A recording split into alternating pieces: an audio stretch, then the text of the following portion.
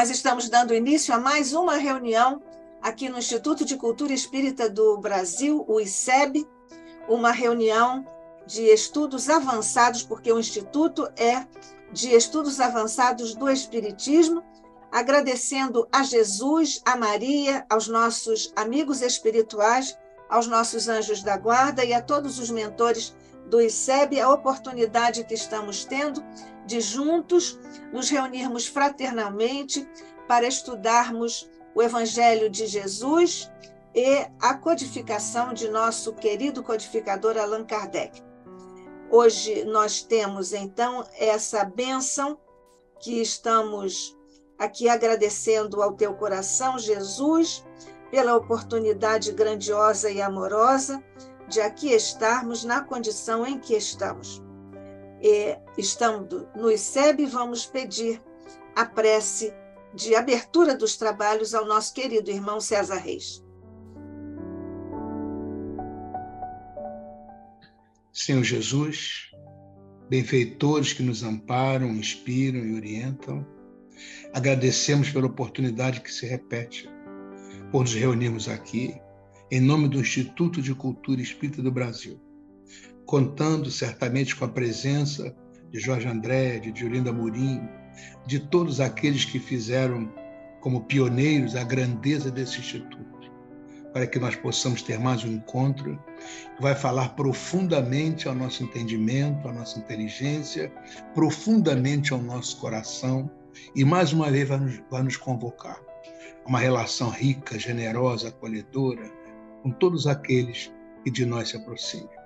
O Instituto agradece pela oportunidade que se renova e pede ao Senhor que nós possamos ter o nosso irmão Rubim, como sempre, amparado, inspirado, apoiado pelo mais alto, a fim de que traduza com fidelidade os ensinamentos de que nós estamos necessitados na noite de hoje.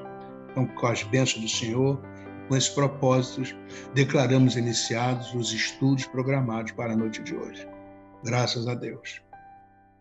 Obrigada, César, por mais esta prece, mais uma de suas preces tão delicadas e profundas. Nosso agradecimento a você, uma figura que está tão profundamente ligada à história do ICEB, foi presidente do ICEB tantos anos. Nós, então, dando continuidade à nossa reunião, nós recebemos hoje o nosso querido irmão, companheiro, expositor de longuíssima data aqui no Instituto de Cultura Espírita do Brasil, o ICEB, José Henrique Rubim de Carvalho, que é médico do trabalho, terapeuta de vida passada, terapeuta floral de Bar, presidente da Associação Médico Espírita de Nova Friburgo, AME Friburgo, membro da Associação Médico Espírita Carioca, AME Carioca, núcleo Nova Friburgo da AME Carioca. É expositor espírita também aqui no ICEB, no Brasil e no exterior. José Henrique Rubim de Carvalho, somos todos ouvidos. Boa noite a todos companheiros do querido Instituto de Cultura Espírita do Brasil, meus amigos. É sempre uma alegria incomparável, imensurável, estarmos aqui dividindo esse trabalho, difundindo a nossa doutrina espírita em seus múltiplos aspectos, científico, moral e filosófico.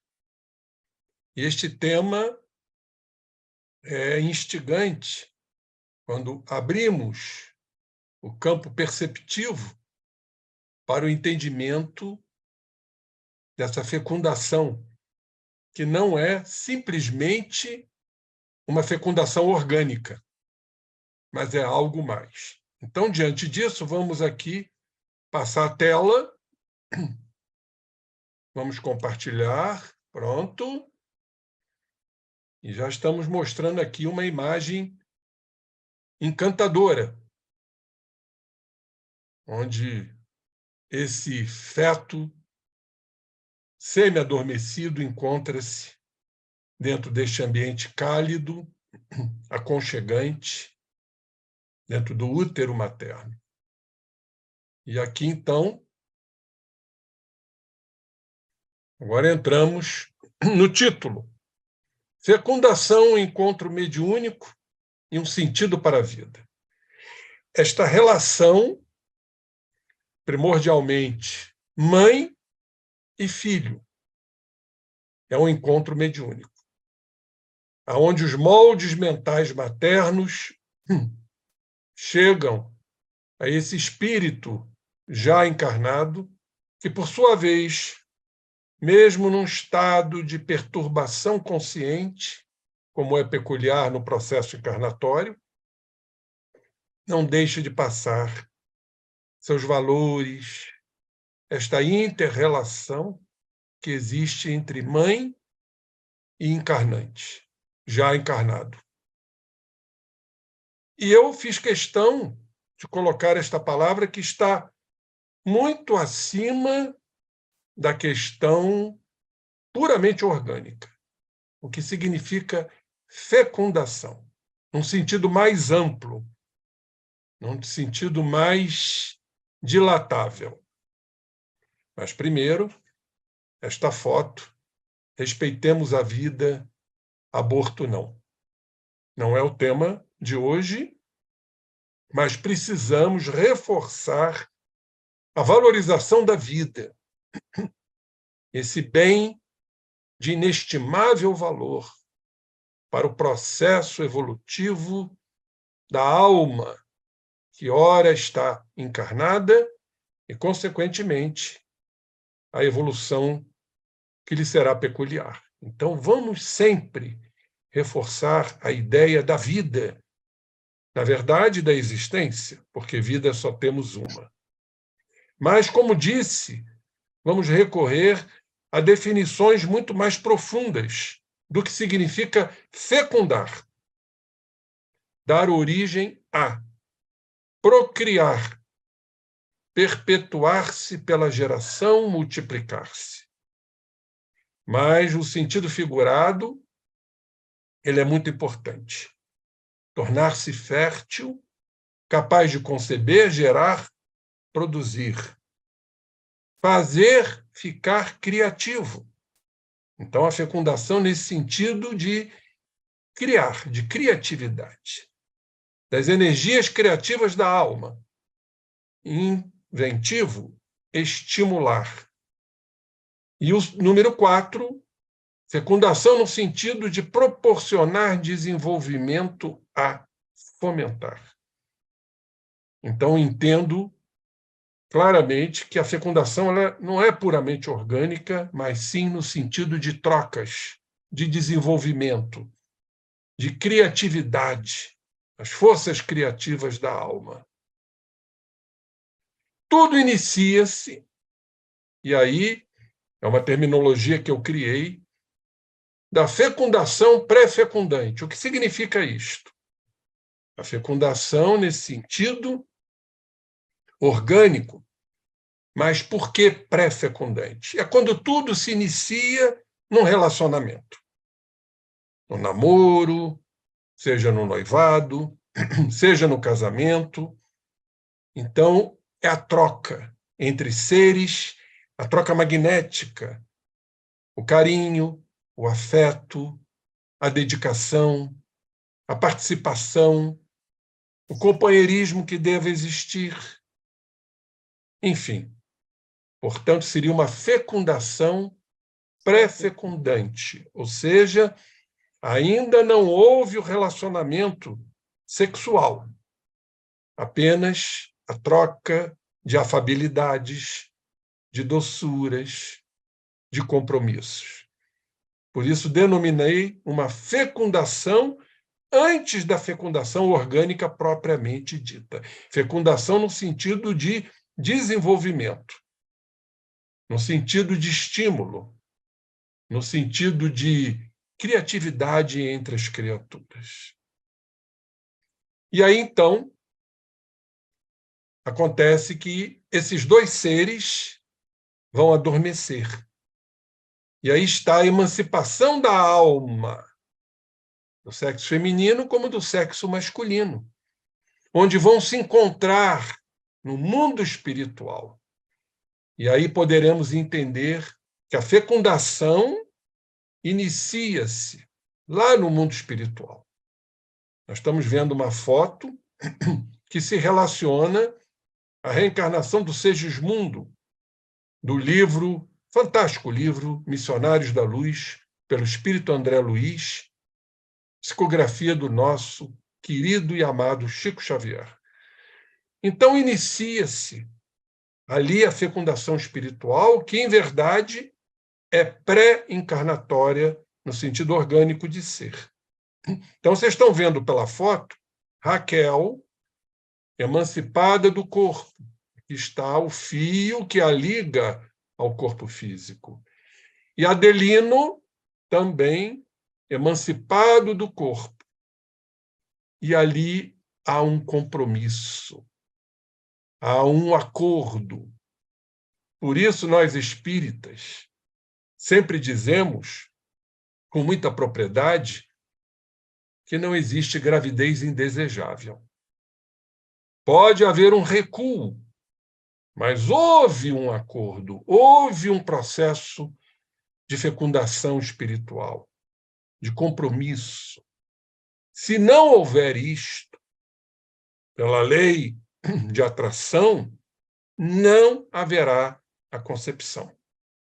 A concepção acontece mediante esse acordo dos futuros pais fora do corpo físico, no mundo espiritual, para que o encarnante possa se fixar nas camadas profundas da mãe, no útero materno. Então, acho isso muito lindo, quando entendemos que todo o processo encarnatório ele cursa desta forma, abrindo campos até para outros entendimentos, que eu não vou aqui entrar no mérito da questão, dos estupros. Ninguém encarna para ser estuprado ou estuprada, né? Mas há uma aceitação, caso aconteça, em virtude de débitos, em virtude de resgates. Portanto, tem que haver essa fecundação espiritual, no sentido de fomentar, no sentido de desenvolver.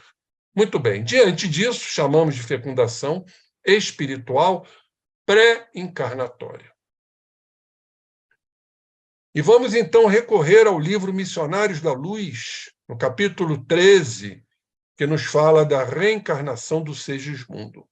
Algo muito bonito, algo que nos toca, nesse momento mágico, porque é um momento mágico, feérico, poderemos assim dizer. Diz assim André Luiz: foi então, ó divino mistério da criação infinita de Deus, que a vi, a mãe, apertar a forma infantil de Segismundo, já num processo de miniaturização perispirítica. Então a mãe ali aperta aquela forma infantil, um processo de trocas energéticas, de encontro ao coração, mas tão fortemente, tão amorosamente, que me pareceu uma sacerdotisa do poder da divindade suprema. Então, olha a visão de André Luiz, nesse momento mágico, nesse momento de concórdia, nesse momento de amor, quando a futura mãe aperta aquela forma infantil já em processo de miniaturização ou de restringimento, a forma infantil do Segismundo. E aqui André Luiz prossegue nos dizendo: Segismundo ligara-se a ela como a flor se une à haste. Olhem o processo de interconectividade, processo de interdependência. Porque quando André Luiz nos fala que Segismundo ligara-se à mãe como a flor se une à haste, temos que entender que a flor não deixa de ser flor e a haste não deixa de ser haste. é uma apenas interdependência. Cada um com a sua identidade, cada um com a sua característica. Então, nos fala André Luiz, compreendi que desde aquele momento era a alma de sua alma, tal grau de aprofundamento, tal grau de interdependência, aquele que seria carne de sua carne. Diante disso, recorri a esse livro muito interessante, que nos explica melhor, um livro recente de Jean-Yves Leloup, que eu gosto muito. Jean-Yves Leloup é, em verdade, um PhD em psicologia, mais até do que doutor, filósofo, doutor em filosofia, teólogo, doutor honoris causa pela Universidade de Colombo, lá no Sri Lanka. Ele tem um livro recente chamado de Metanoia, e sabemos que é conversão, segundo os gregos. E no segundo capítulo, ele nos dá informação muito precisas para entendermos esse processo de interdependência que acabamos de ver com André Luiz. O segundo capítulo fala da ultreia ou a metanoia evangélica. Vamos entender que eu achei isso muito interessante. Quando dizemos que tudo é um, vamos prestar atenção porque isso é importante. Isso não quer dizer, diz Jean-Yves, que tudo está misturado, que nós somos uma massa indistinta com o todo, uma ideia, inclusive, panteísta, como muitos creem. Pois a unidade como a união, como acabamos de ver, entre Raquel e Segismundo, é a relação. Relação que não é nem fusão, não há uma fusão, há uma interdependência, e muito menos separação. Nem mistura, não há uma mistura, nem vai haver uma oposição. Além da redução ao mesmo, ou seja, não há uma redução ao mesmo, e da incomunicabilidade com o outro. Pelo contrário, é uma comunicabilidade.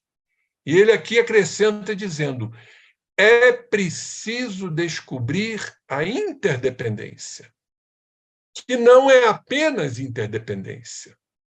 Essa esquece a verdadeira interdependência, ela esquece o espaço entre as diferenças. Ela é, no fundo, uma dependência, mas sem essa vacuidade que acolhe e respeita as diferenças. Quando a gente fala respeitar as diferenças, a gente, na verdade, está analisando as diferenças. E quando há esta interdependência, não precisa haver esse respeito às diferenças, porque, em verdade, há uma compreensão. Esse, inclusive, é o caminho que temos que buscar. Se eu compreendo o outro, eu não preciso nem respeitar o outro, porque eu já o compreendo. Isso é uma interdependência. Então, é exatamente o que aconteceu ali naquele momento mágico. E ele acrescenta aqui dizendo-nos: o sem forma contém e ama as formas. Da mesma maneira, o infinito é feito de todas as finitudes, assim como o oceano é feito de todas as ondas. Achei isso muito brilhante nesse sentido, dessa interdependência, que em verdade é uma dependência, mas sem uma vacuidade, sem um hiato, sem ter que respeitar as diferenças, porque cada um traz a sua identidade. Ou seja, o mundo trazendo a dele e Raquel, a mãe, a futura mãe, trazendo a dela. E a participação do pai também, muito importante nessa tríade, pai, mãe e futuro filho. Diante disso, vai haver, então, o que chamamos de fecundação pré-natal. Ou seja, a fecundação no sentido de desenvolvimento, de troca, de interdependência, como aqui firmamos, esse conceito pré-natal, porque é antes do nascimento. Então, vocês estão vendo no slide acima Alexandre André Luiz e a mãe após o ato sexual no seu adormecer clássico. A segunda foto, quando o espermatozoide, o chamado escolhido, isso me lembra o nosso querido Jorge Andréa, quando ele nos dizia que era o Romeu indo ao encontro da sua Julieta. Sabemos que no processo de ejaculação estão ali de 80 a 300 bilhões de espermatozoides. Um só, trazendo os cromossomos, os 23 oriundos do papai, e o óvulo da mamãe trazendo os 23 cromossomos, para compor o zigoto, o ovo, digamos, a célula inicial, que vai gerar o futuro ser. Então, esse espermatozoide, ele sofre a ação magnética do mentor Alexandre, para que ele acelere a sua corrida e chegue na cutícula do ovário para haver a ruptura e a sua penetração. E aqui já a gravidez instalada. Então, chamamos isto de fecundação, no sentido de desenvolvimento que antecede o nascimento da criança. Então, já ocorrendo o processo da concepção, no início da vida, Raquel tem uma intuição. Seria mãe pela segunda vez, já que ela tinha sido mãe? Ela pensava contente. Então, essa ideia que ele não despontava no cérebro por acaso, balsamizava-lhe a alma com deliciosa alegria. Estava pronta para o serviço divino da maternidade. Confiaria no Senhor como escrava de sua bondade infinita. Vejam que coisa realmente maravilhosa. A mãe já sentindo que estava pronta para o serviço divino da maternidade, confiando no Senhor como escrava de sua bondade infinita. Observando que a forma de Segismundo se ligar a ela, por divino processo de uma união magnética, eu recebi a determinação do meu orientador, Alexandre, para seguir-lhe de perto esse trabalho de auxílio na ligação definitiva de Segismundo à matéria. Processo encarnatório propriamente dito. A concepção. Então, auxiliado pelo concurso magnético do mentor querençoso, ou seja, amigo, amoroso, André Luiz diz que passou a observar as minúcias do fenômeno da fecundação orgânica propriamente dita. Através dos condutos naturais, corriam os elementos sexuais masculinos, os espermatozoides, em busca do óvulo, como se estivessem preparados de antemão para uma prova eliminatória em corrida de 3 milímetros, aproximadamente por minuto. Então, por minuto, 3 milímetros sendo vencidos. Surpreendido, reconheci que o número deles se contava por milhões, como acabei de afirmar, podendo chegar a 300 milhões de espermatozoides, e que seguiam em massa para frente num impulso instintivo, um automatismo, na sagrada competição. Então, há uma competição, em verdade, entre eles para que um espermatozoide seja o eleito. Aqui está essa corrida, e lá o que está à frente, já encabeçando a corrida, como vencedor. E aí, então, no silêncio sublime daqueles minutos tão preciosos, compreendi que Alexandre, em vista de ser o missionário mais elevado do grupo, em operação de auxílio, dirigia os serviços graves da ligação primordial.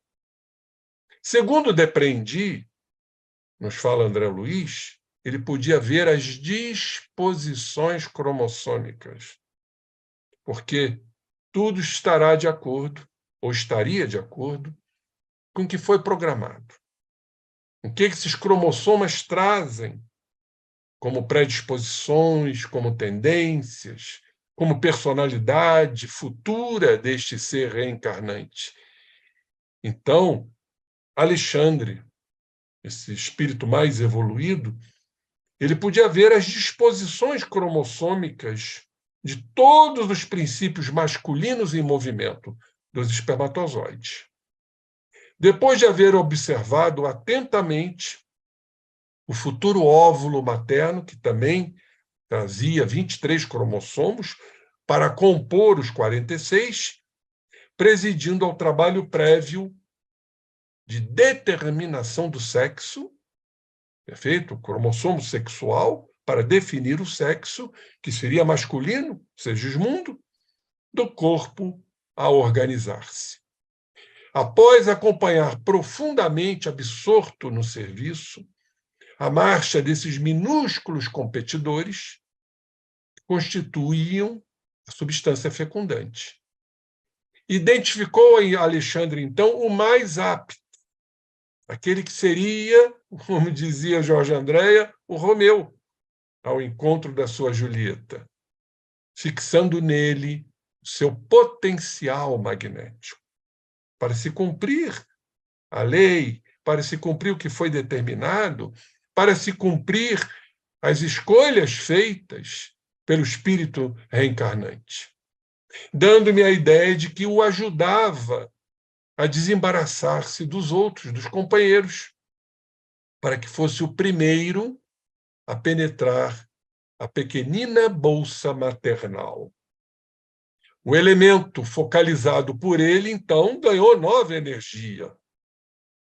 Tudo se cumprindo dentro da lei de causa e efeito, dentro das programações. Nada é feito à matroca, nada é feito, né, ao acaso.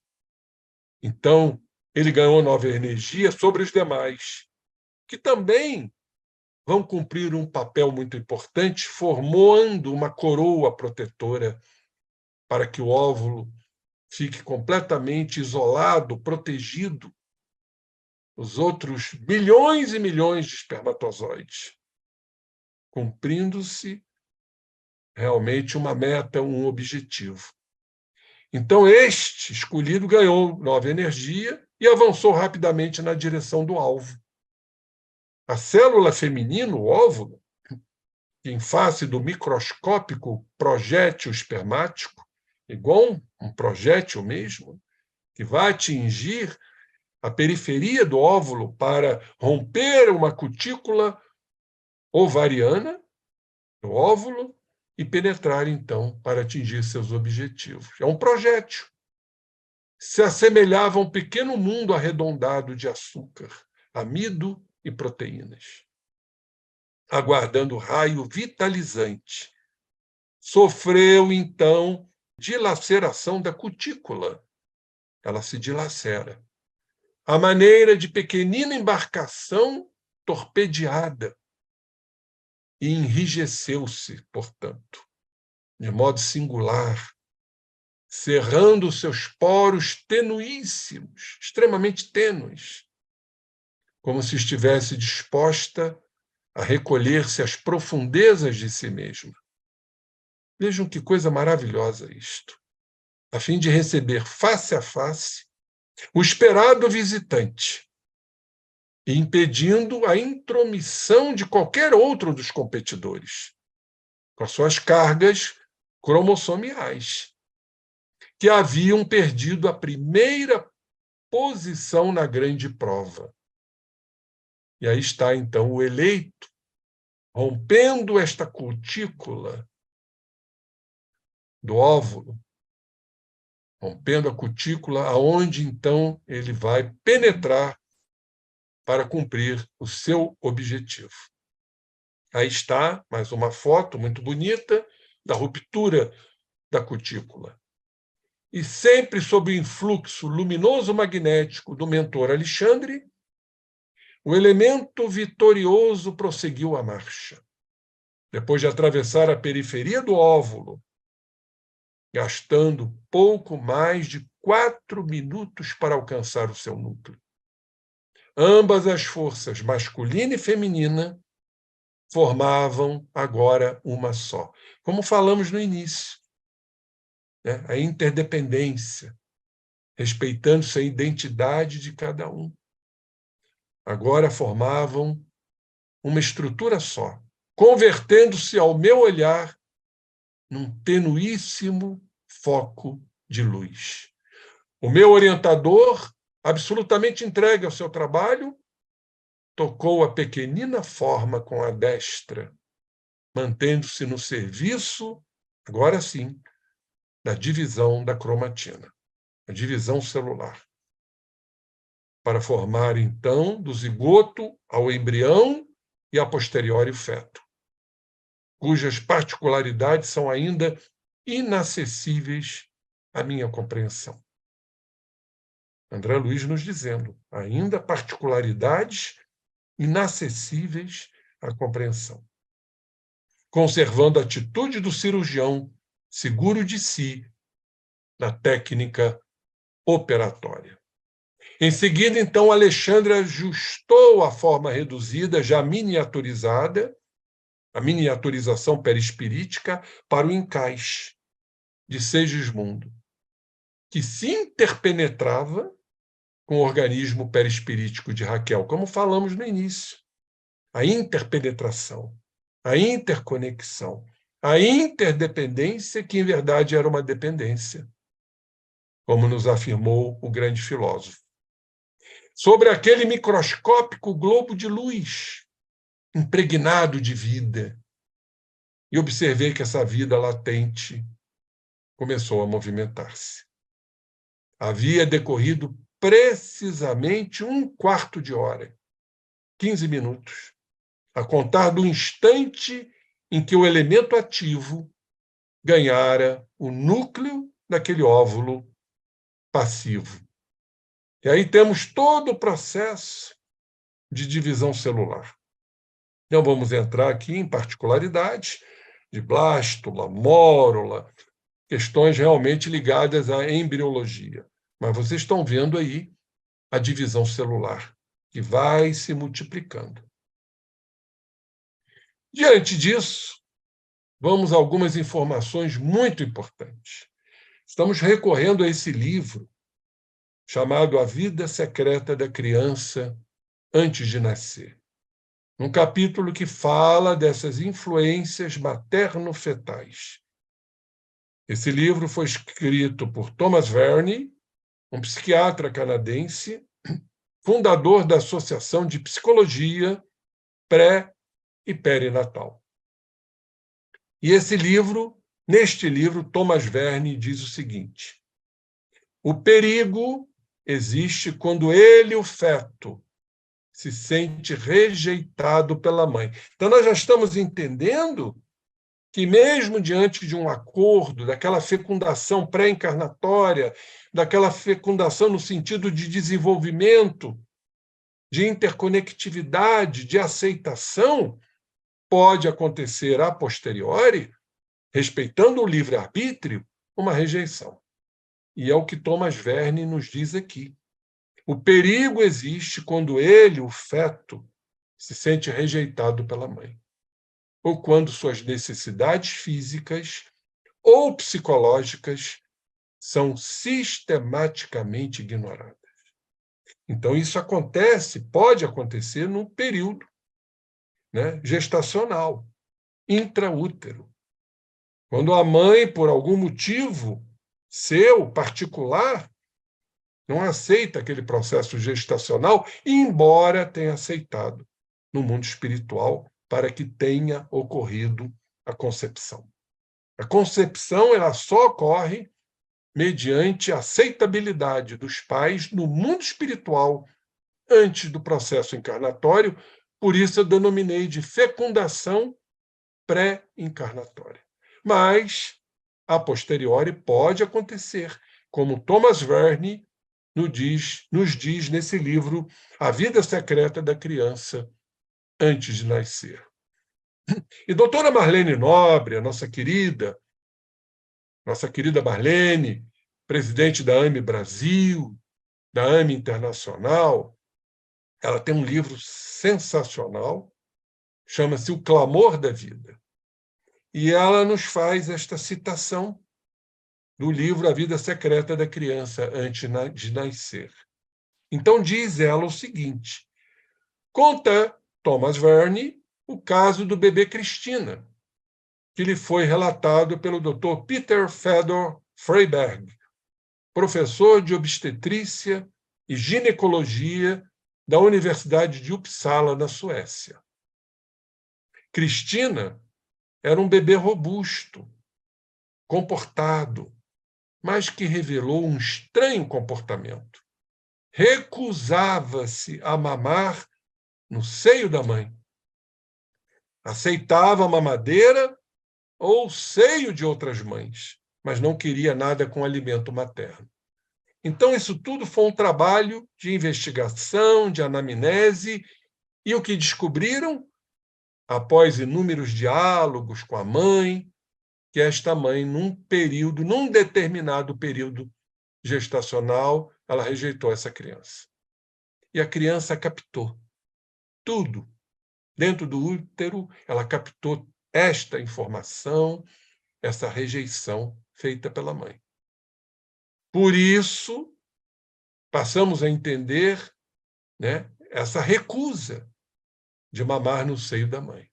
Mas depois foi feito todo um trabalho, a mãe, então, acabou se arrependendo daquele instante contrário de recusa, de não aceitar a gestação, e essa criança passou, então, a aceitar a mama da mãe. Esse livro, muito interessante, chama-se O que é Psicologia Pré-Natal. É de Joana Wilhelm. Joana Wilhelm é uma psicanalista em São Paulo. E ela nos fala, no livro O que é Psicologia Pré-Natal, do psiquismo fetal. Vamos avaliar isso, que é muito importante. A Joana Wilhelm nos diz o seguinte: ela é presidente da Associação Brasileira para o Estudo do Psiquismo Pré- e Perinatal, a chamada ABREP. E ela nos diz o seguinte: se conceituarmos inteligência como a capacidade para autogerir-se, nós estamos ouvindo isso de uma cientista, presidente da ABREP, se conceituarmos inteligência como capacidade para autogerir-se mentalmente, adaptar-se e adequar-se a situações novas, selecionar condições e aproveitar experiências, o que implica aprendizado e memória, podemos concluir que, de fato, elas estão presentes no feto desde o período inicial da gestação, desde a concepção. Então, estamos ouvindo um depoimento de uma cientista a nos mostrar que todo esse processo de inteligência já existe desde o período inicial da gestação, o que reforça cada vez mais a valorização da vida, que ali tem uma inteligência, selecionando condições, aproveitando experiências, se adequando. Enfim, daí chegarmos à conclusão da importância de valorizarmos esse momento tão nobre que é o processo gestacional. Doutora Marlene nos diz que, de fato, as pesquisas estão demonstrando que Freud tinha razão quando declarou em 1926, isso está no livro Clamor da Vida, há muito mais continuidade entre a vida intrauterina e a primeira infância, do que a impressionante caesura, cesárea, né? Caesura, em latim, quer dizer cortar. Do ato do nascimento nos permite saber. Então, o próprio Freud nos fala da continuidade entre a vida uterina e a primeira infância. Vamos, obviamente, recorrer aqui ao Livro dos Espíritos, da Lei de Justiça, lá na terceira parte, no capítulo 11º, Direito de Propriedade e Roubo, quando Allan Kardec pergunta essa importantíssima pergunta, questão 880 de O Livro dos Espíritos. Qual o primeiro de todos os direitos naturais do homem? E a espiritualidade respondeu: o de viver. Então, não temos o direito de violentar esse direito que pertence a cada um, o de viver. Por isso é que ninguém tem o de atentar contra a vida de seu semelhante, nem de fazer o que quer que possa comprometer-lhe a existência corporal. Não está aí o grande direito do ser, que é de viver. Mais uma vez, reforçando a importância, a valorização da vida, em todos os seus aspectos de fecundação. Não só orgânica, mas a fecundação no sentido de desenvolvimento, de criatividade. O que estamos criando em verdade? Quando espíritos, muitas vezes desafetos do passado, se reúnem neste momento mágico para que possam conviver. É a lei de Deus. Deus quer que nos amemos, como Jesus nos apontou. Amai-vos uns aos outros, como eu vos amei. Então, aí está a lei de reprodução. A família, que nós escolhemos antes de encarnar, como nós vimos na fecundação espiritual pré-encarnatória, para que possamos cumprir os objetivos maiores. Quando lá atrás nos violentamos, nos agredimos, nos dizimamos, e a lei de Deus faz com que retornemos. Quem conhece a história da reencarnação do Segismundo vai se lembrar perfeitamente bem. Capítulo fantástico do livro Missionários da Luz. Aí está o direito da vida, o viver. Aí está a preservação, a sobrevivência desse gatinho já se segurando na corda, porque ele precisa viver. Então, a maternidade, como vocês estão vendo aí, é uma sublime gestação. Ser mãe significa uma gestação sublime, para que nos reencontremos nesse momento tão importante do retorno ao orbe, aonde este ser está reencarnando.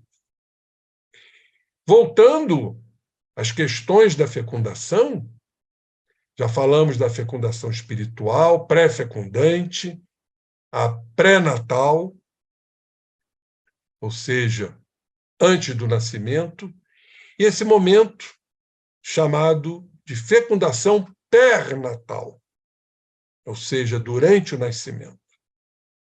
E aqui vamos priorizar a importância do parto normal, porque, em verdade, né, o parto já está a dizer normal. Claro que em situações outras temos que considerar o parto cesárea como uma necessidade. Mas este é o momento, como vocês estão vendo aí, da mãe sentindo o seu filho sair por suas entranhas. Depois de 9 meses necessários de trocas, de magnetismos, das criaturas que já se acordaram, ou seja, chegar a um acordo no mundo espiritual, no processo de fecundação pré-encarnatória.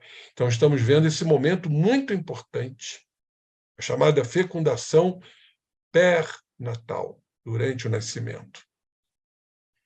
Então, vamos agora, fecundação pós-natal.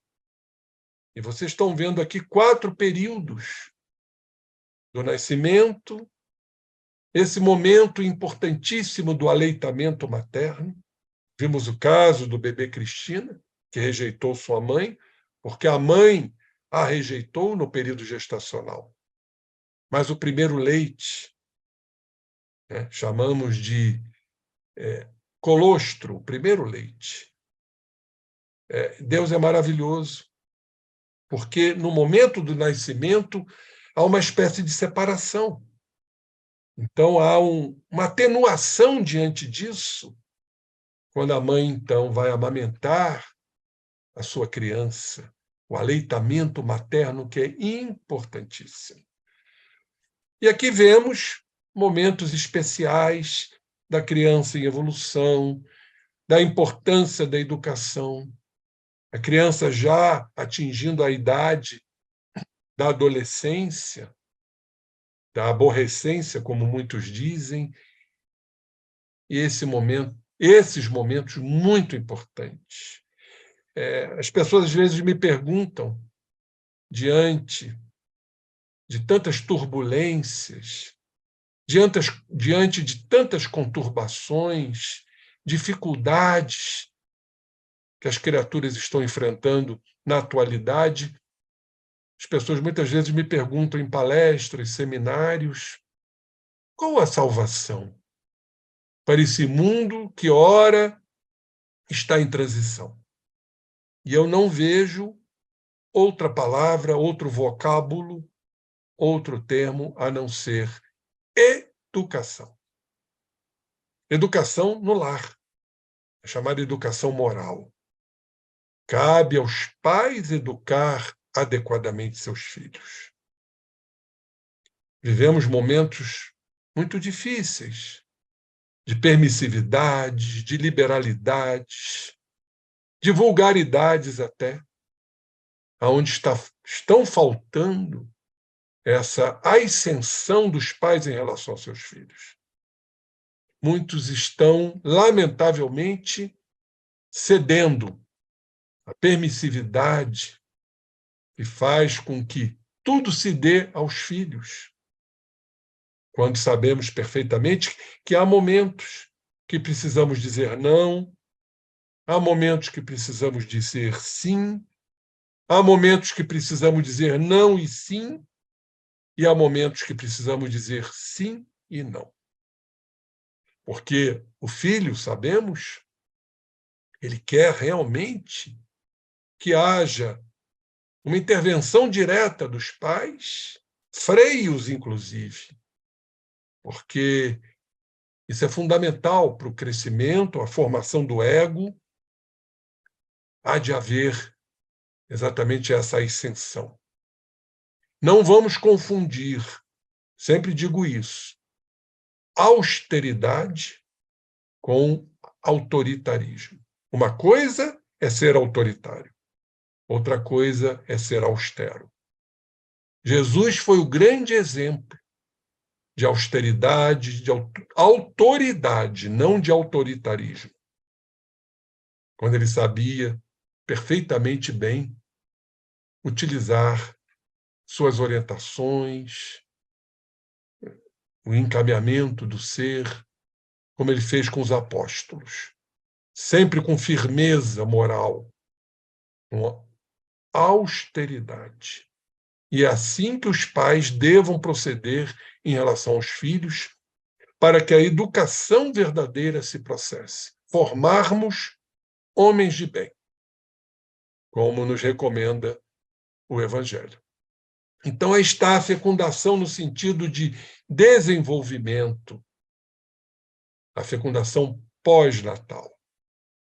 E, por fim, a fecundação pós-encarnatória, como acontece muitas vezes, aí está uma mãe para receber o seu filho num processo de desencarnação. Poderemos dizer, então, que está havendo uma fecundação no sentido de aproximação, no sentido de desenvolvimento, atrelando cada vez mais os sentimentos de mãe em relação ao seu filho. É a fecundação pós-encarnatória, quando muitas vezes a mãe vem receber seus filhos nos portais do além-túmulo. E para terminarmos nossa apresentação, eu não poderia deixar de trazer esse fantástico livro que nos emociona muito, Mãe, Antologia Mediúnica, pelo espírito Delfine Benigna da Cunha, pelas mãos do nosso querido Chico Xavier. Eu trouxe apenas algumas estrofes aqui, para finalizarmos a nossa apresentação, que eu achei, assim, as estrofes mais lindas desta poesia, do livro Mãe, Antologia Mediúnica. Trovas de Mãe. O nosso berço no mundo, sem que ninguém o defina, é um segredo entre a mulher e a providência divina. Mulher, quando se faz mãe, seja ela de onde for, por fora é sempre mulher, por dentro um anjo de amor. Maternidade na vida, que o saiba quem não souber. É uma luz que Deus acende no coração da mulher. Queridos companheiros, esta apresentação é realmente algo que mexe conosco.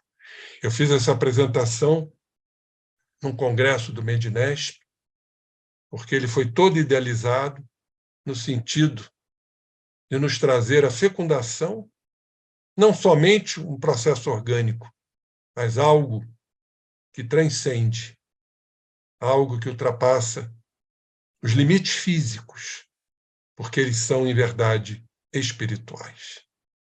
Então, eu encerro aqui minha apresentação e fico aqui à disposição de quaisquer tipos de perguntas, caso ocorram. Obrigado, mais uma vez, por esse instituto que me abriga, por esses companheiros tão queridos que nos acompanham, que me acompanham. Paz no coração para todos. E encerrando dizendo a importância da vida, a importância da encarnação, a importância da fecundação, a importância de entrelaçarmos essa interdependência que deverá acontecer para que possamos evoluir como seres, irmãos e fraternos, que foi tudo aqui apresentado. Muito obrigado. Deus nos abençoe sempre. José Henrique Rubim de Carvalho, nós estamos muito agradecidos, emocionados mesmo, com a profundidade, naturalmente, a sua abordagem, poderíamos dizer criativa, mas diríamos profunda e multifacética, em diferentes graus de profundidade e extensão, porque é na transpessoalidade que você encontrou um caminho para nos trazer essa diferença, inclusive vibratória, dos momentos em que há a encarnação ou, na verdade, a fecundação do espírito em vários níveis da sua trajetória ao longo, digamos assim, de uma encarnação. E foi muito precioso o que você nos trouxe hoje. Então, você poderia estender um pouco mais as questões do que hoje se considera a psicologia do feto, a psicologia fetal. Como é que você vê isso à luz dessas etapas que você nos trouxe e à luz do que nós sabemos da bagagem do espírito reencarnante? Perfeitamente, minha querida Nádia. Como disse a doutora Joana Wilhelm, ali está já uma inteligência formada, com capacidade de autogerir-se, de adaptar-se, de desenvolver memória, aprendizado. Esse momento tão nobre, aonde ali já tem um espírito se interconectando com a mãe. A mãe atuando sobre o feto e o feto, por sua vez, também atuando na mãe. Essa conexão mágica, feérica, podemos assim dizer. E, entendendo, mais uma vez, dentro do processo evolutivo que trouxemos aqui, desse acordo que houve no mundo espiritual, antes do processo físico, antes do processo encarnatório. Então, ali é a consumação de algo que foi programado, estipulado. Claro que tudo isso, sob a regência dos espíritos superiores, para, inclusive, a formação da personalidade do ser encarnante, porque ele vai trazer, obviamente, o que eu chamo de um deslocamento energético da individualidade. Nós somos seres que temos a individualidade, os arquétipos.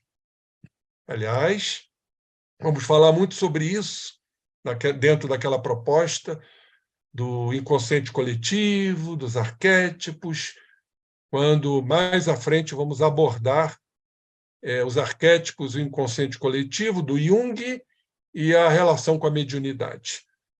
Mas todos trazemos esses arquétipos, esses modelos já experienciados, de encarnações pretéritas, e que, no processo encarnatório, há a formação, né, de uma personalidade a ser trabalhada.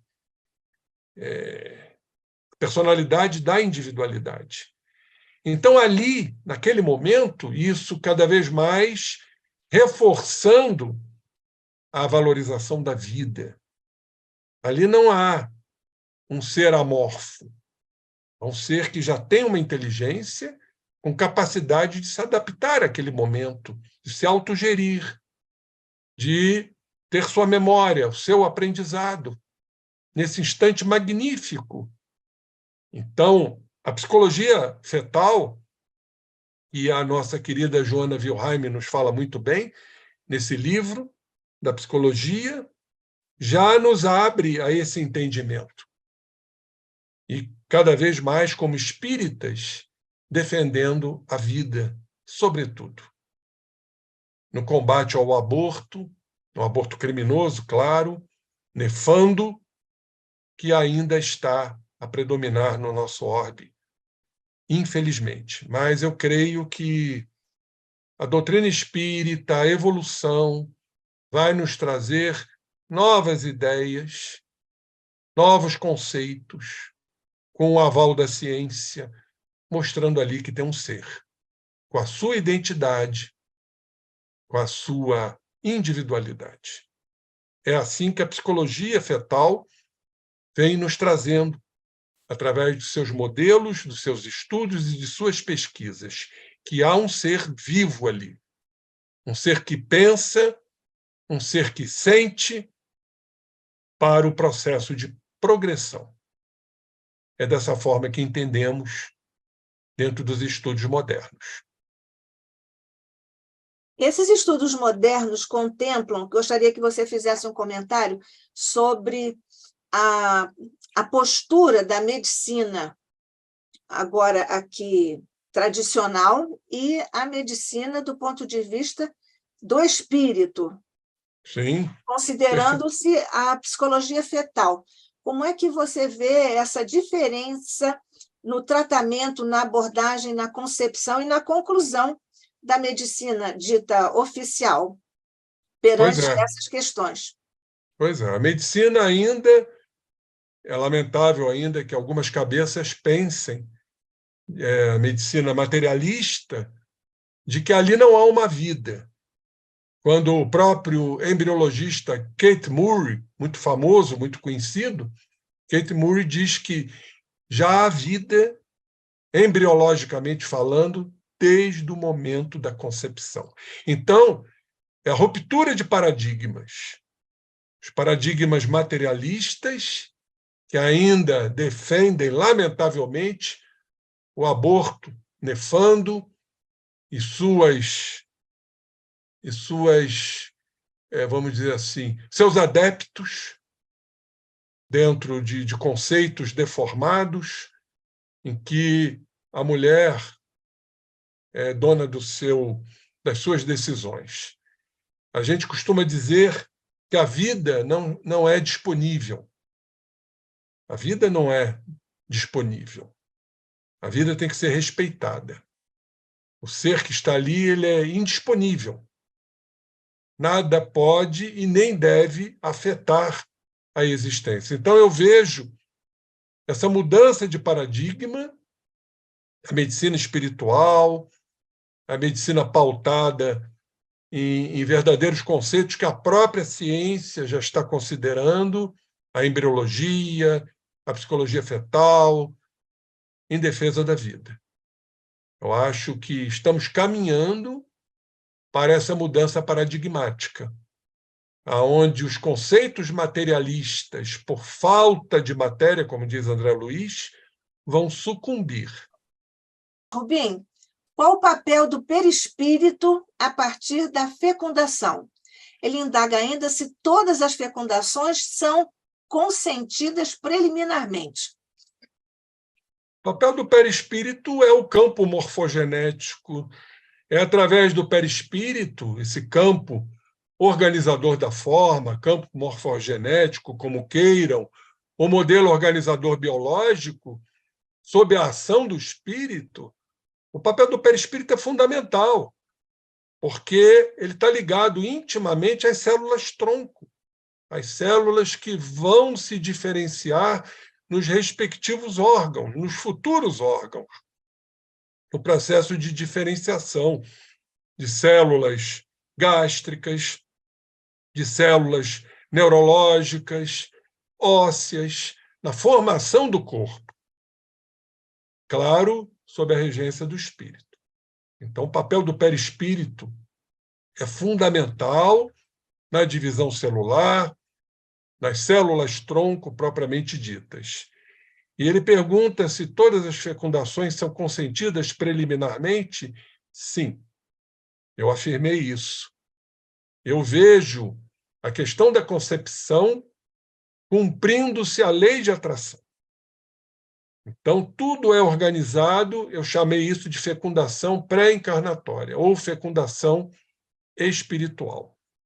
Há um acordo, há uma programação, como vimos, na reencarnação de Segismundo, isso está muito bem explicado, entre Raquel e Adelino e o Segismundo, que foram adversários do passado.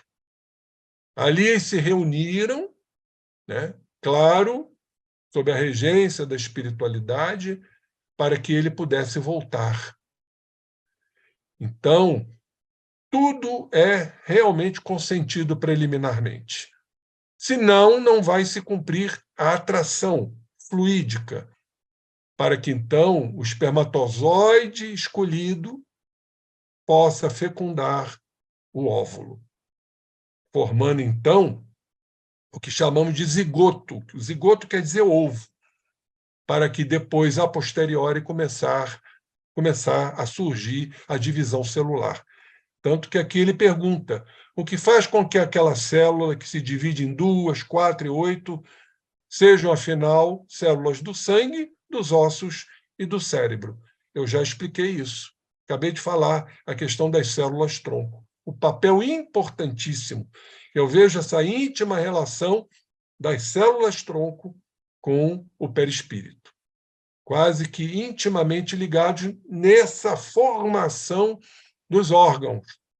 É o perispírito, por isso, considerado como campo morfogenético, ou modelo organizador biológico, como nos fala o querido Hernani Guimarães Andrade. Bob, né?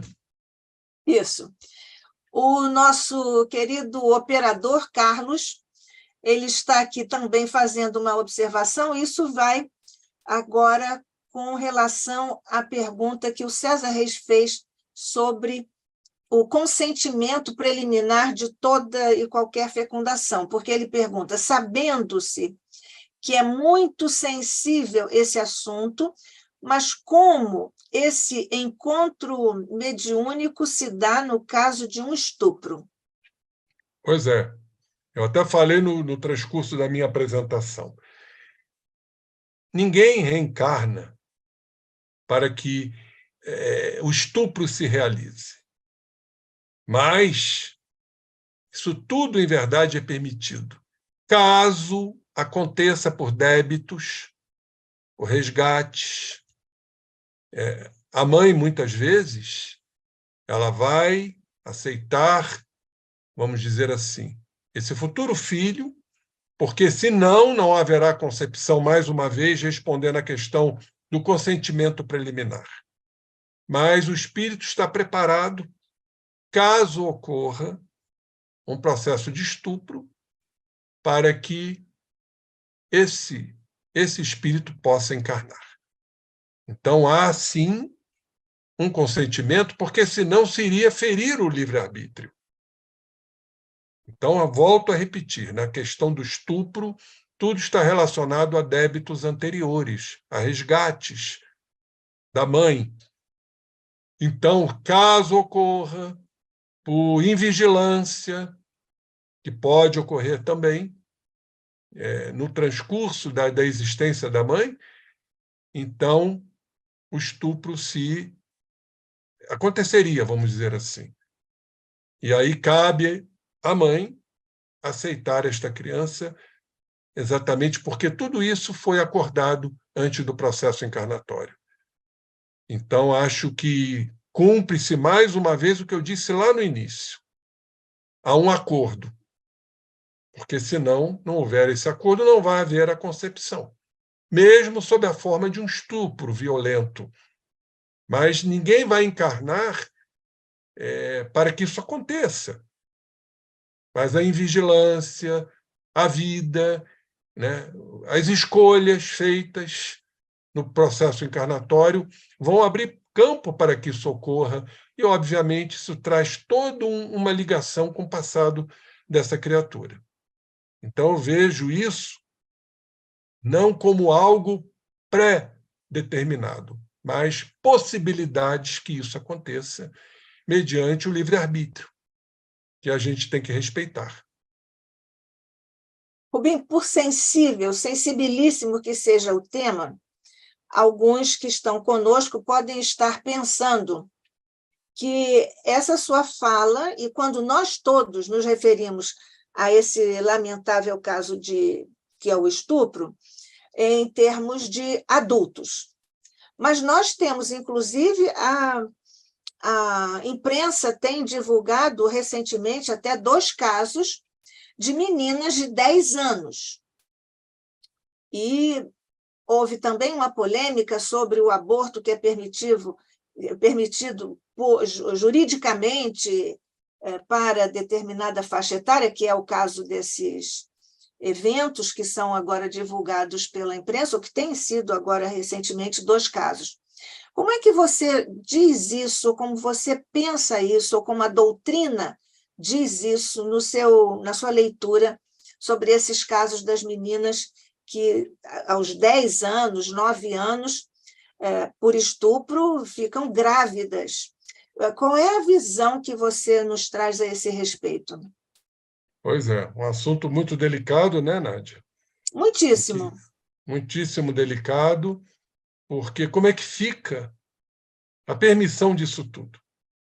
Então, se nós não compreendemos a reencarnação, a lei de causa e efeito, não vamos compreender absolutamente a justiça disso aí, a permissão de Deus, né, nesse sentido, de uma criança de 10 anos, né, embora ovule, senão não haveria absolutamente o estupro e a concepção. Concepção?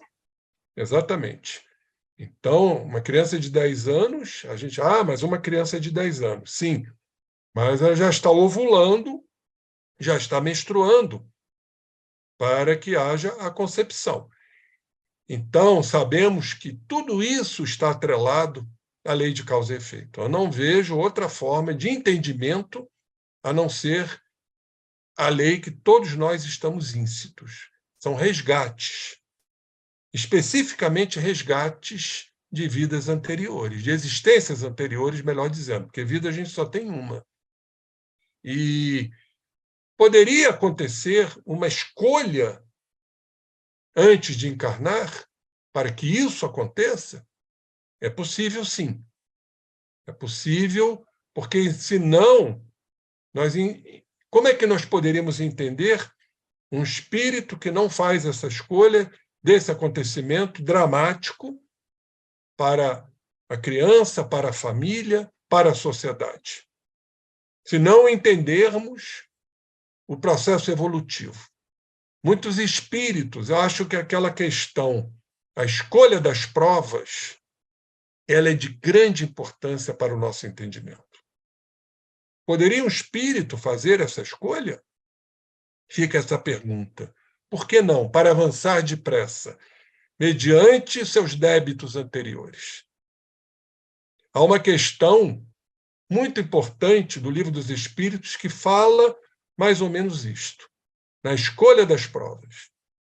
Que Deus permite que o espírito ainda em evolução, o espírito que esteja ainda atrelado a tantos débitos, faça uma escolha relativamente dolorosa, para que ele, esse espírito, diante do seu sofrimento, que vai ocorrer pelas escolhas equivocadas, ele possa resgatar suas dívidas. Isso está lá, eu não me lembro o número da questão, mas é uma questão muito importante para entendermos como é que um espírito faz uma escolha tão equivocada e tudo isso é permitido. Então fica essa questão aí do Livro dos Espíritos para a gente analisar em profundidade. O respeito à escolha que Deus permite, que vai gerar um sofrimento, mas que ele vai crescer diante desse sofrimento. É dessa forma que a gente, como espírita, entende. Rubim, que ensinamentos nós podemos aurir da doutrina espírita, à luz do Evangelho, evidentemente, para um caso de uma menina de 9, 10 anos, como é o caso de alguns eventos que nós, lamentavelmente, também vimos noticiados aí, quando, por decisão legal, a justiça não só autoriza, mas quase que praticamente obriga o abortamento. Que orientações, ensinamentos nós podemos aurir à luz da doutrina espírita? Bom, Nádia, é lamentável que as leis humanas ainda estejam tão primevas. A gente entende a dor que isso tudo gera para esse espírito, para a família, para a sociedade. Agora, o que não podemos aceitar, ali, volto a dizer, não está um ser disponível. Então, acho que a lei ela falha muito nesse sentido por não compreender a reencarnação. O dia que compreendermos e os seres humanos compreenderem a reencarnação, tudo vai ficar um pouco mais fácil. O que não podemos entender e aceitar é que haja o sacrifício de uma existência que ali está. Que muitas vezes ali vai ter o arrimo da família. É um ser que veio, às vezes, para ajudar essa família. Então, isso é uma violência que foge às leis de Deus, a gente retirar uma existência por conta até de caprichos pessoais, que as leis humanas, infelizmente, contemplam. E que nós sabemos que isso fere completamente os princípios da vida, como eu acabei de dizer, questão 880 de O Livro dos Espíritos, o grande direito é de viver. E temos que respeitar isto. Acima de quaisquer coisas, por mais dolorosas que sejam, nós não temos esse direito de aniquilar uma existência que está ali para cumprir um papel. E esse papel, muitas vezes, só através do entendimento da reencarnação. Eu não vejo outro modelo que possa contemplar um assassinato, porque, no fundo, é um assassinato. Está se tirando uma vida que, como já foi comprovado pela psicologia fetal, já tem uma existência ali com capacidade, repito, de se autogerir, de se adaptar, de selecionar condições, de ter aprendizado, de ter memória, independentemente da forma que tenha sido. Nós não temos esse direito, absolutamente, de sacrificar absolutamente qualquer tipo de existência. Aliás, está lá em Hipócrates. Hipócrates fala muito bem sobre essa questão. Nós não temos esse direito de matar um ser. Essa é a grande realidade. Por falar no juramento hipocrático, Rubim, você sabe muitíssimo bem que o texto original do Hipócrates, quando foi trazido e é hoje usado nas formaturas, nas faculdades de medicina, existem partes do juramento hipocrático original que foram, digamos assim, subtraídos aqui no juramento, digamos, brasileiro. Eu não sei se em outros países também foram, digamos assim, extraídos alguns trechos, mas no Brasil certamente que foram. Mas, enfim, só porque você citou o grande Hipócrates. Que, por sinal, né, Nádia, vamos relembrar aqui, foi uma das encarnações do Hahnemann, né? Do Hahnemann, exatamente. Não por acaso, né? Porque o acaso não Exatamente. existe e essas coisas estão muito interligadas. Mas são ligações interexistenciais muito específicas e muito interessantes. Agora, o Rubim, com relação ao único caso que a doutrina espírita contempla como plausível, é no caso de haver risco para a mãe. Não é isso? Perfeitamente. A imprensa divulgou muito as grandes discussões que brotaram principalmente desses dois casos que nós estamos aqui lembrando, é de que dar curso ao processo da gravidez certamente que prejudicaria, até poderia levar à desencarnação a criança, a menina de 10 anos. Como é que você vê isso à luz da doutrina? Perfeitamente. Eu acho que a medicina já evoluiu a tal ponto que fica muito difícil, é uma linha muito tênue para que a gente possa dizer, olha, vamos ter que sacrificar tal vida e priorizar outra vida. A medicina hoje nos traz técnicas, até cirurgias fetais, hoje são realizadas, diferentemente do passado. Então, essa decisão, uma decisão, para mim, muito difícil, em ter que sacrificar uma existência contemplando outra existência. Não podemos esquecer também, e eu vejo isso com uma grande importância, dos traumas psicológicos do aborto, do luto que temos que considerar. Os quadros depressivos, os quadros, às vezes, até psicóticos, por conta dos abortos provocados. Então, temos que ressaltar isto também de grande importância, a estabilidade psicológica e mental da mãe que pratica esse ato, que é um crime de lesa criação. Nós estamos lesando. Eu costumo dizer o seguinte, Jesus não nos falou que o reino de Deus está em todos, não está aqui nem acolá? E quando cometemos algo, exatamente como o aborto, assim como também o suicídio, em verdade estamos matando Deus, porque Deus está em todos. É um raciocínio lógico. Eu chamo isso de crime de lesa criação. Isso causa uma repercussão espiritual, psicológica muito grande na mãe. Quadros depressivos, quadros psicológicos, desenvolvimento de patologias mentais, que aí tem que se pesar. O que é importante, em verdade? O que temos que priorizar nisso? Eu volto a dizer que a vida é um bem de inestimável valor. É um bem disponível, não está à nossa disposição. A vida nos foi dada por Deus.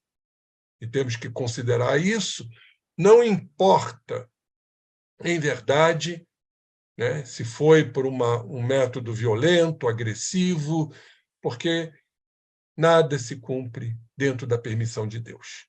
Se houve realmente um estupro, há uma razão de ser, que está ligado às existências anteriores que os materialistas desconhecem, que para nós espírita fica muito mais fácil de entender, não é? Caso ocorra, lamentavelmente, um estupro, uma violência sexual, e nós espíritas vamos sempre priorizar e valorizar a vida, sobretudo, que não nos pertence. Pertence a Deus, que é o Criador de tudo. Ô, Rubim, vamos aqui voltar, aqui não há outras perguntas, mas eu gostaria de voltar um pouco para a questão da psicologia fetal. Nós sabemos dos casos de impacto vibratório no processo de encarnação ou reencarnação do Sigismundo, que o André Luiz nos relata as minudências. Mas do ponto de vista de um espírito bastante agressivo, pode nem ser inimigo dos pais, mas o espírito que tem um perfil de agressividade e que, naturalmente, vai também impactar, do ponto de vista vibratório, todo o processo da gestação, imaginamos nós, não é isso? Então, como é que você poderia, à luz da psicologia espírita, da psicologia fetal, trabalhar esses conceitos, inclusive à luz da área psi, em que você tem a sua especialidade? Por exemplo, uma criança, um bebê, que é considerado agressivo quando coloca bate no rosto da mãe ou do pai ou de qualquer adulto, e aquilo é apenas um descompasso do ponto de vista psicomotor, porque ele ainda está tentando dominar o seu equipamento, né? Mas ele pode também ser, esse bebê ou outro bebê, ser efetivamente agressivo. Que comentário você faria a esse respeito? Volto a repetir, dentro da apresentação que eu fiz, daquele momento de aceitação. Eu não vejo como ocorrer uma concepção, energeticamente falando, embora possa ser um espírito agressivo, possa ser um grande desafeto do pai ou da mãe, mas energeticamente, fluidicamente, para haver a concepção, tem que haver uma aceitação. Porque se não houver uma aceitação, se este ser for completamente antagônico, não vai haver uma atração fluídica para o processo todo que conhecemos, lindíssimo, daquela preparação, da miniaturização do perispírito, né, que se restringe para que haja a conexão com o corpo físico, dentro de teorias interessantíssimas. Gosto muito da teoria do Embaçaí, do acoplamento de ondas de frequências distintas. Então, tudo isso atende à lei de atração. E a lei de atração ela é muito importante para entendermos, mesmo que sejam espíritos desafetos, porque houve, como eu mostrei aqui no início da minha apresentação, houve uma aceitação.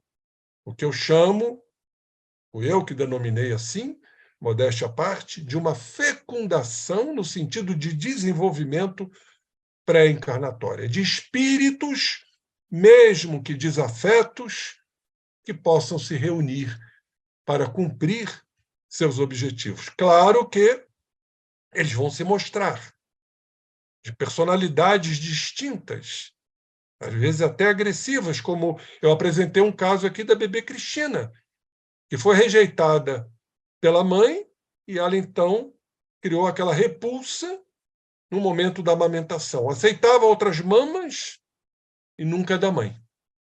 E aí, então, através da investigação da anamnese, através do doutor lá da Faculdade de Obstetrícia de Uppsala, na Suécia, através da anamnese, então houve um relato da mãe de ter rejeitado esta criança, já no período gestacional.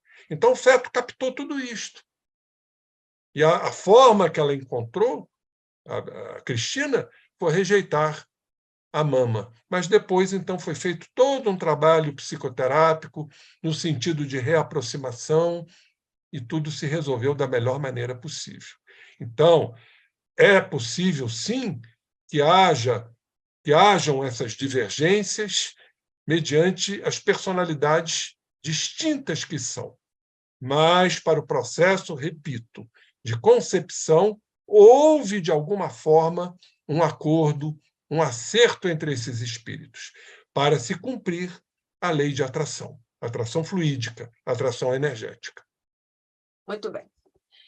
Nós não temos aqui nenhuma outra pergunta. E, Dago, se você quer fazer algum comentário final? Eu fico feliz em poder, né, trazer a doutrina espírita dentro desse estudo, a magnífica doutrina espírita. Eu não vejo, né, nada que ultrapasse o Consolador prometido, porque a doutrina espírita cumpre diretamente o amor.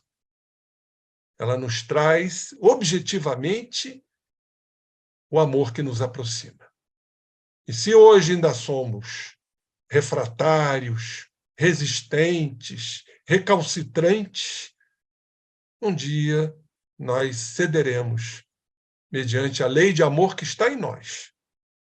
E que ainda o ser humano não compreende o que Jesus nos disse: amai-vos uns aos outros como eu vos amei. Ainda estamos nos primórdios do amor possessivo, do amor eros, do amor para atender os interesses pessoais. O verdadeiro amor que vai se cumprindo ao longo do processo evolutivo, o amor companheirismo, o amor de compartilhamento, o amor renúncia, para que um dia possamos nos amar incondicionalmente, que será a nossa destinação. Acho que é isso que eu quero dizer e que todos entendem à luz da doutrina espírita. Muito bem. E à luz da doutrina espírita e à luz aqui dos nossos mentores no ICEB, nós agradecemos mais uma vez a você, querido José Henrique Rubim de Carvalho, por mais esta apresentação não só delicada, precisa e preciosa, profunda. Muito obrigada, diz o ICEB agora para você, meu querido irmão amigo. Que a paz de Jesus permaneça sempre com você. Nós vamos juntos agora agradecer, mestre querido, a bênção deste encontro em teu nome, aqui na casa de Deolindo Amorim, com a presidência de honra de Jorge Andréia e na companhia estimada e preciosa dos nossos demais mentores que trouxeram o Instituto até o momento atual e que certamente vão continuar a nos ajudar para darmos continuidade ao Instituto de Cultura Espírita do Brasil no cumprimento de sua missão, tal como foi idealizada pelo coração e pela mente de nosso querido Deolindo Amorim. Ao te agradecermos, Mestre, pela bênção de mais este encontro, pela bênção da existência do Instituto de Cultura Espírita do Brasil, pela bênção dos expositores queridos irmãos que vêm até nós para buscarmos compreensões mais altas, mais alargadas, mais dilatadas sobre os ensinamentos de luz do teu Evangelho, Mestre amado de nossas almas.